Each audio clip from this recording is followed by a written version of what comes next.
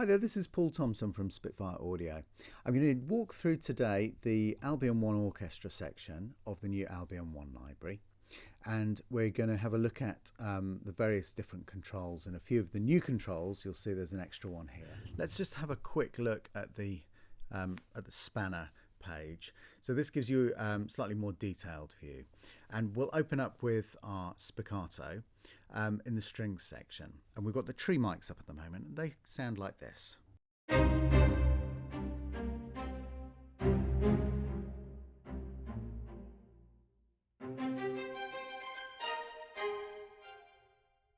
Now the first thing that you'll notice is a new control here, Lush Verb, which just literally gives us a kind of glossy, nice hall that you can add over everything just to kind of increase the kind of sheen of things. So this is how it sounds with just the tree mics.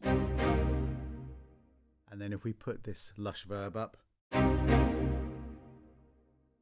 can hear that start. If we turn it up a bit more,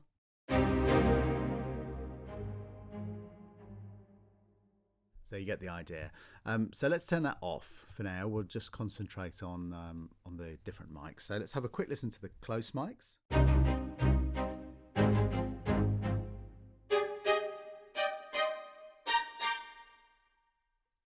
We've heard the tree, so let's jump to the ambience.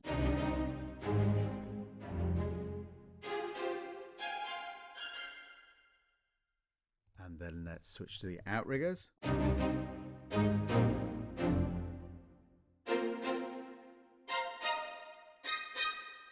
So those are kind of my favourite in a way. A little bit of ambience. You get a really lovely sound, and then if you want to get some of the bite of the close mics in. So this is nice and tight. So if we pop into the ostinato, and let's just change this. Let's just set up a quick one. There we go. That's quite a nice, interesting pattern. And we'll go into, so it's auto press. So it sounds kind of like this. A little bit fast. Let's pull the BPM down rather than go back in and change the notes. And you can also, obviously, if you go into CC map velocity, then you can control the dynamic from the mod wheel.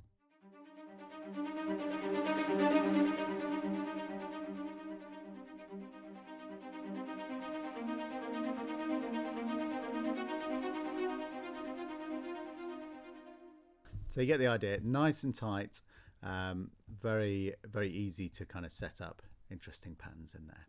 So let's go back to this view and let's have a quick listen through some of the other articulations. So we've got a kind of combined spick and stack, which has a slightly more leisurely. Oh, let's go back to velocity control.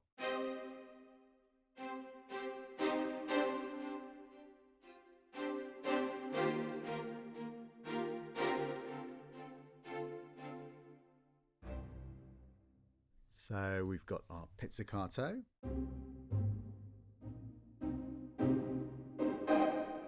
And then you'll notice there's a tightness control here. And on some of the patches that will affect whether you're triggering a looser performance. It's probably a little bit more obvious if I turn up the close and tree, but have a listen to this. So it's a little bit looser. Or if we push it, oops, wrong one. If we push it to the other end, we get a tighter performance. So that's quite useful for different kind of different situations. You might want to have a slightly looser performance. And as I say, that's not on every single articulation, but it's on some of the key ones that we decided to put in an extra performance for. So the col legnos.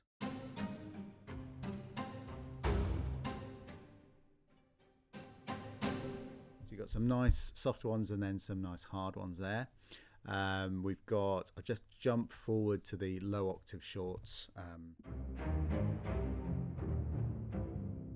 And these are entirely new. These are not the legacy patches, the legacy performances of the low octaves. So anything that is legacy is actually within this folder here and in the string low patch there. I'll come back to that shortly, but I just wanted to kind of make that clear that these are new recordings.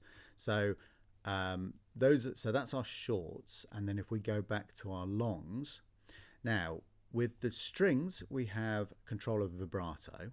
So I'll just leave our mix up as we've got it there, and I'll just show you how that works.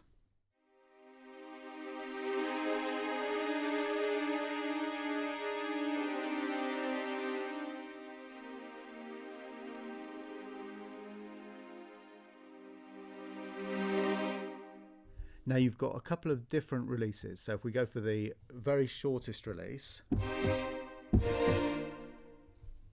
can hear that that's got a nice tight end. If we go for the middle kind of release,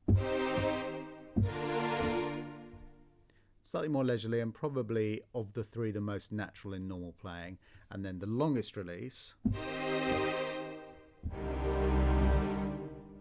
which can be useful for if you're playing kind of paddy type style,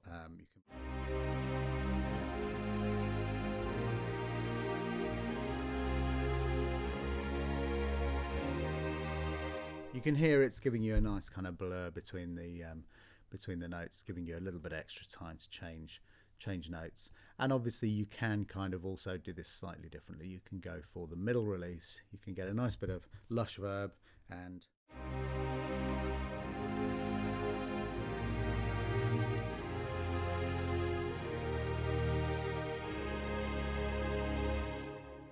so it gives you a kind of alternative as well. So it's very malleable, lots and lots of different options for doing different things. Let's have a look at the consordinos, and again I'll just control with my left hand here and play with my right hand.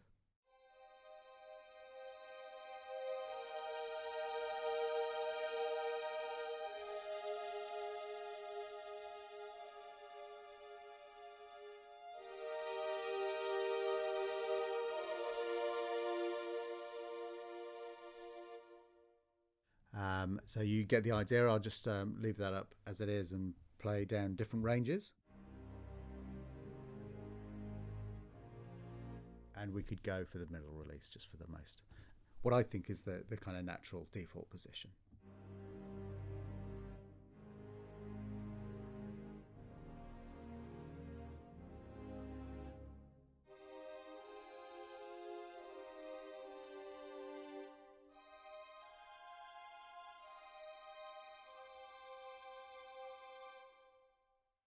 So you get the idea of those. We have our tremolos.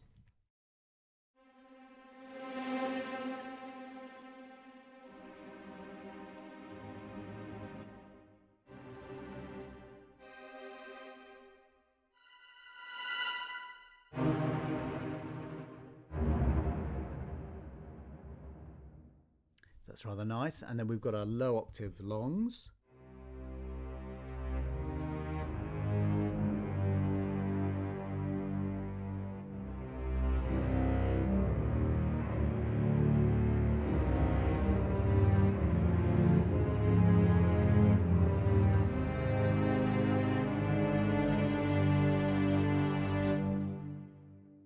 Which is a lovely sound.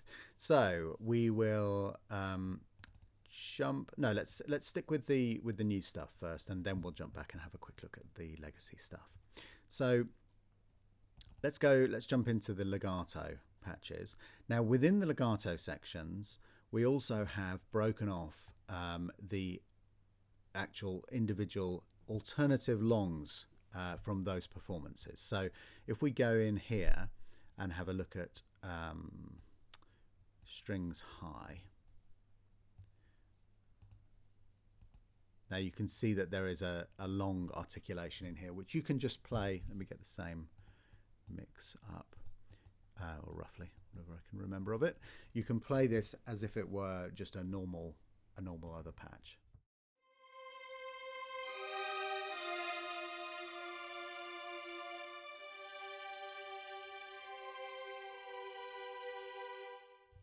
So you get the idea. Now let's go back into the legatos and have a look at those.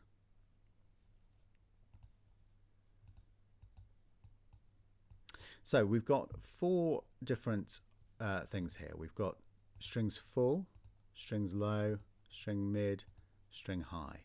Now, the string full is effectively all of the violins and the cello playing in a 3-octave range.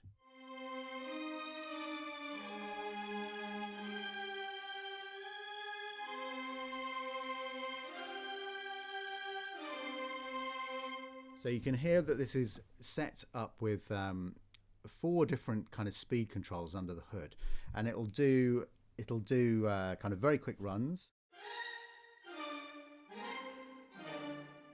which are recorded as runs and then quite cleverly kind of programmed under the hood to reproduce when you're playing that very, very fast run of notes.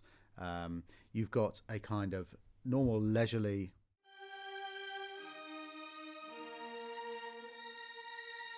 and then you've got a kind of mid-speed, and then you've got a faster.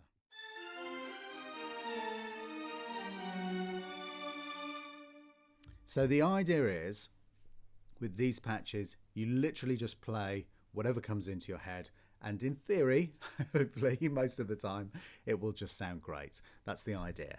So let's have a listen to everything else. So we've got the lows. Let's change to a slightly different mix. Let's just leave everything up, actually. That's give us a nice sound.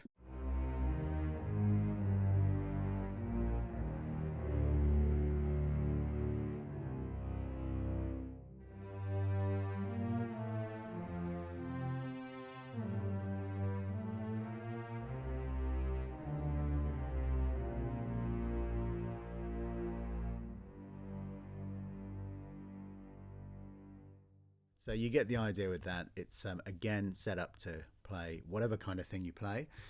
Mid,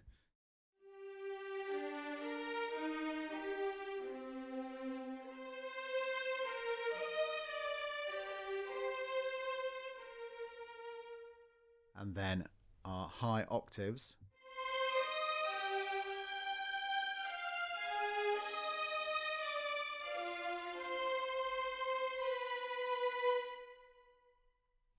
So if we, you'll notice there's a string consordino legato patch. While the consords in the rest of the library are recorded consord with the mutes, what we've done with this to make it entirely match up with the existing legatos is to make a modelled sordino patch. So these are not recorded with the mutes on. It's a modelled version, and it sounds great. It was kind of a toss-up between going for it and trying to reproduce the exact same recordings and performances, and we decided basically that this was the more logical and sensible conclusion. So have a quick listen and see what you think.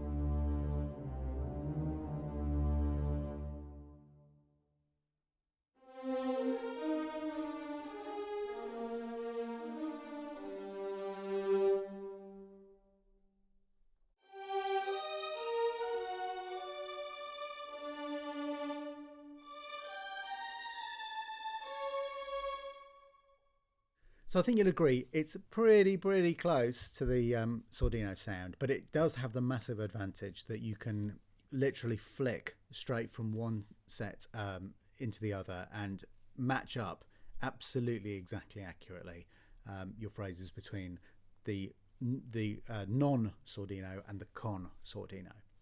So let's move on from the strings, and we might as well switch over to the high brass. So let's get my favorite mix up again. Okay, so you can see we've got 2 different types of shorts and 2 different types of longs. So let's jump in with the first short.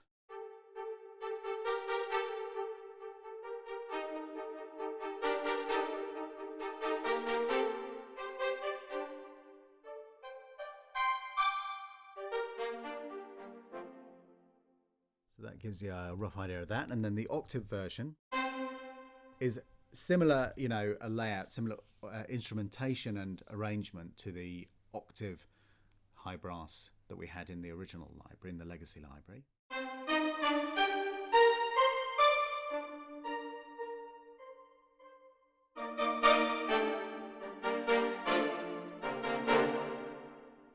So you get the idea of that one. And then if we go to our longs, then we have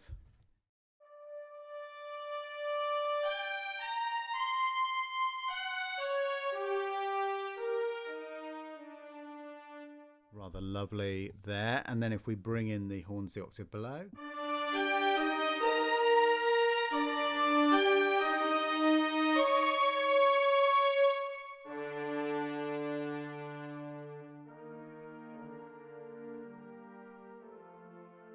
so it's also lovely at a soft dynamic as well. So that's the high brass, and let's stick with the different brasses first, and then we'll go to the legato to look at all of them together. So our low brass next. Let's go for close entry this time. So we've got two different types here again, our normals and our nasties.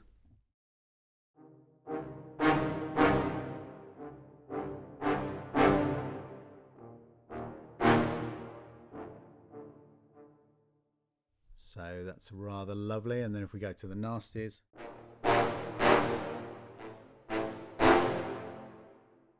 and then we can check out our longs. So you can really, at a low dynamic,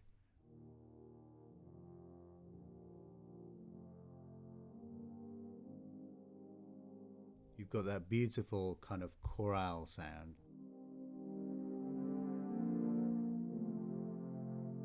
And then if we ramp it up,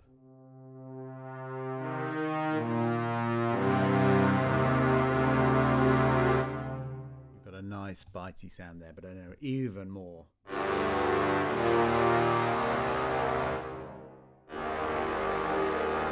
And if we pull this one right back, it's just a kind of brooding menace rather than an outright violence. So let's have a look at mid brass and we'll change the mix again. So we just got the single performance for the mids, and this is kind of leaning more on the horn section.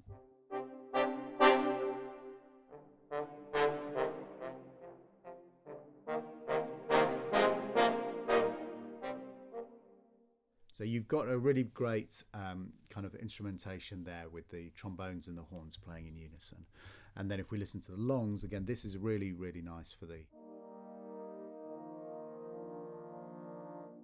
It's great because it's not...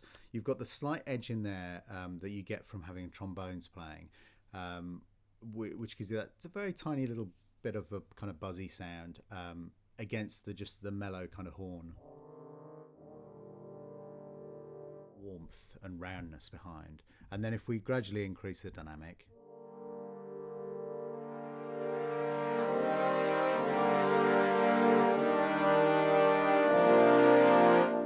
then you hear that the kind of fuller sound from the horns starts to emerge, and also you get a slightly more aggressive sound from the trombones. So those are the brass. So if we go over and have a look at the brass legatos, and let's get our mix up. Let's put the tree down a bit. So we've got our three different brass legatos.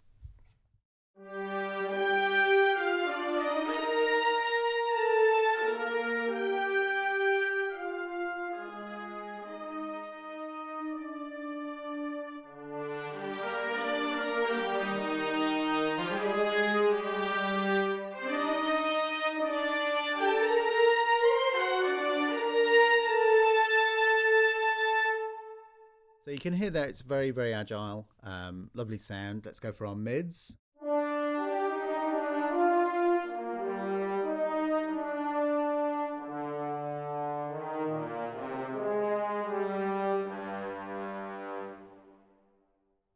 And then if we listen to the low brass,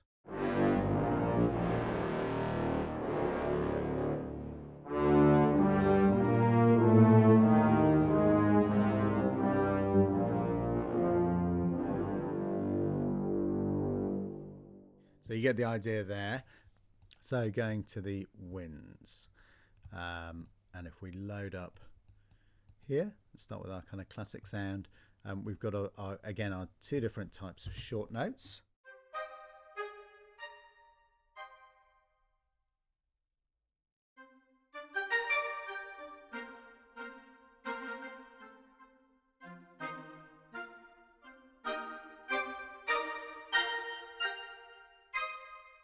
So this is an arranged version, which is orchestrated in a certain way to give you a nice kind of full sound. And this is the very strict, very strict, with each instrument coming out, going in and coming out at its kind of ideal golden range. Again, orchestrated, but orchestrated in such a way that it's obviously unison.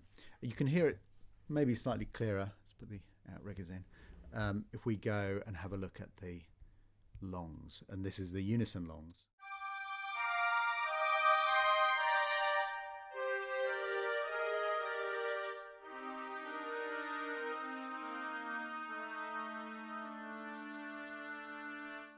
And again, comparing to the arranged.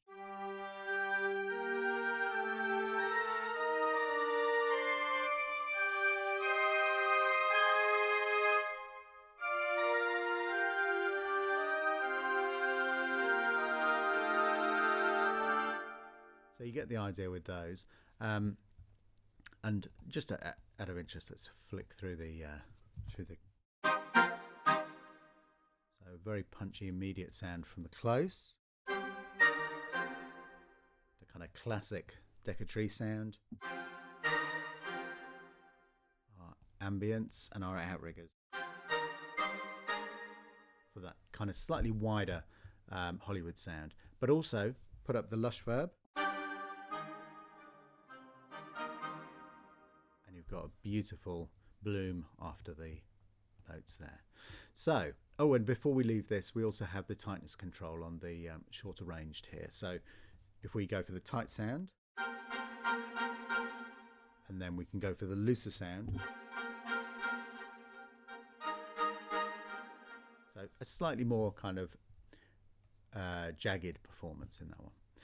So let's have a look at the winds low, and then we'll jump over to the wind legatos. Okay, so our shorts.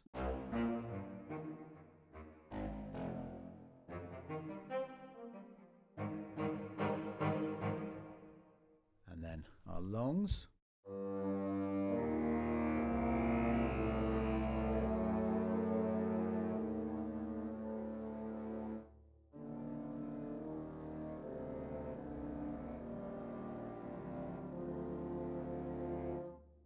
So you get the idea with that. Let's jump up to the legato patches here and check out Wood's legato. Let's put up a nice mix. And we've got the low and the high. So the high sounds like this.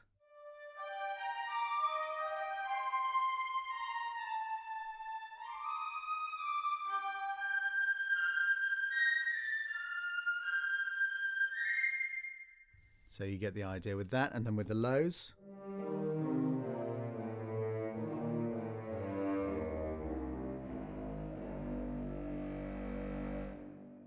A lovely sound there. And if we go into the individual sections, you'll also see that these alternative takes are also available as separate long notes within here.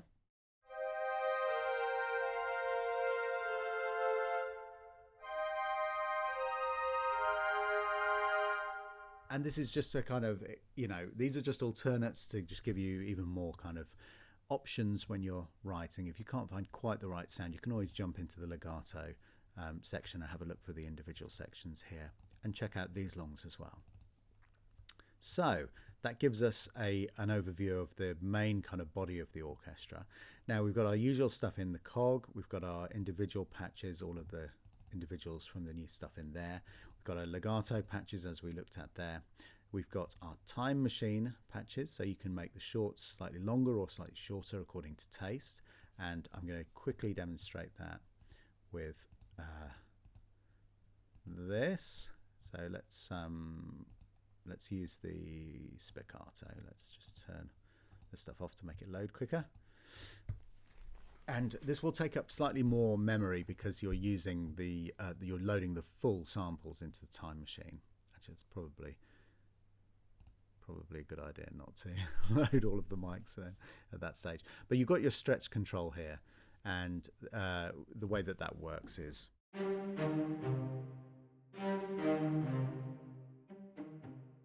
so you can see you can go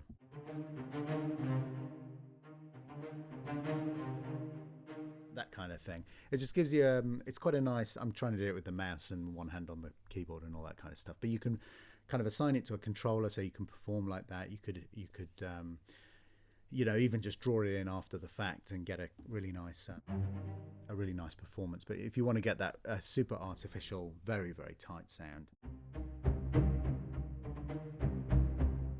you know, all kinds of crazy stuff, good for a little bit of sound design. And then if we go, so those are our time machine patches. And then if we have a look at the runs patches, so let's go for the version here. If we go to the spanner again, you can see that we can sync these to tempo. So that's at the root tempo. If I set it to roughly 125, and then we just check.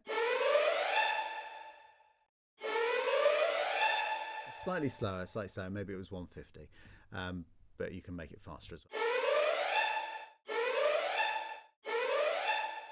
So this will lock to your tempo, and then we've got a variety of different performances within here. You probably saw these on my shorter walkthrough, but there's all kinds of good stuff.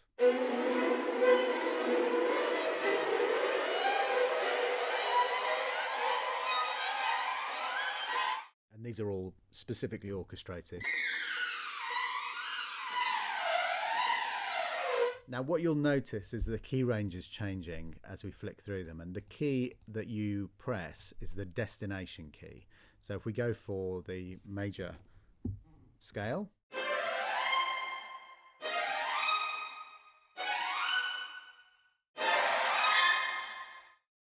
if you want to do some crazy stuff,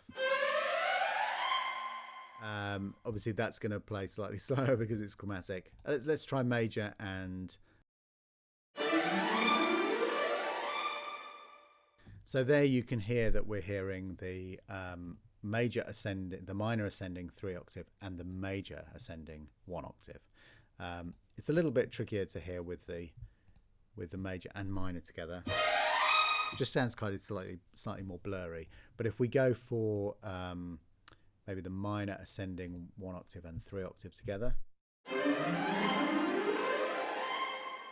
that's quite nice. You can kind of play around with that and get different kind of effects. So let's jump out of this and go back. Oh, sorry, let's not jump out just yet. Those are obviously available with the low strings as well.